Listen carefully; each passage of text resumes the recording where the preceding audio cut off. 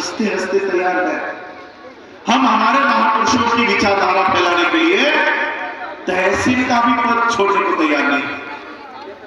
और इसलिए इस देश में एक समय पर पूरे देश में हावी हो गया है और हम 10 लाख होने के बावजूद कहीं पर भी हमारी आवाज नहीं है। और यही वो वजह है।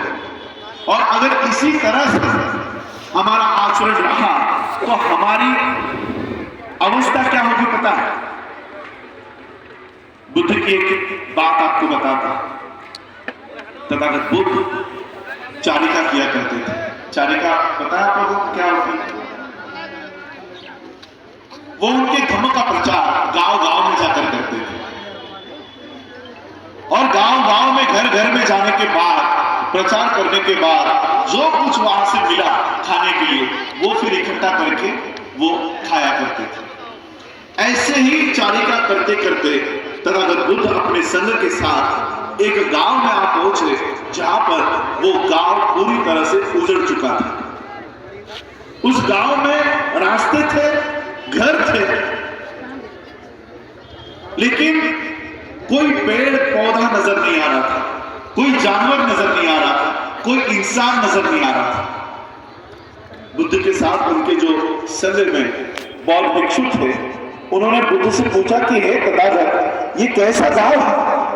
यहां के लोग कहां चले गए? बुद्ध ने कहा जाओ जरा जाके देख के आओ कि इस घर के लोग कहां चले गए।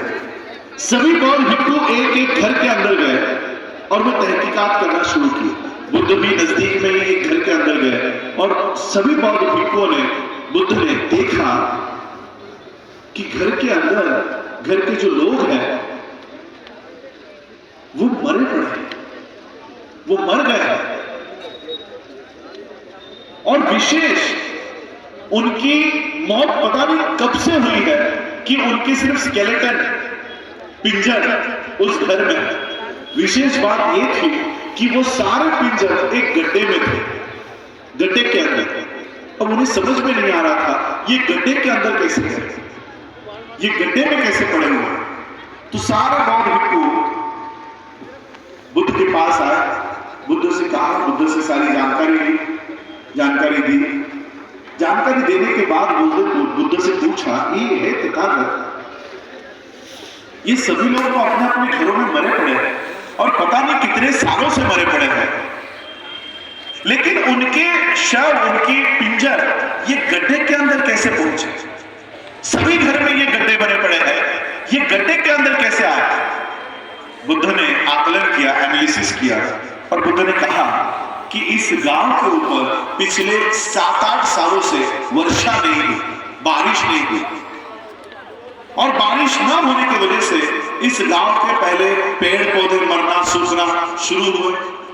जानवर पानी के तलाश में गांव छोड़कर चले गए, लेकिन गांव वाले अपने जमीनों को छोड़कर, खेत को छोड़कर, गांव छोड़कर जाना नहीं चाहते थे।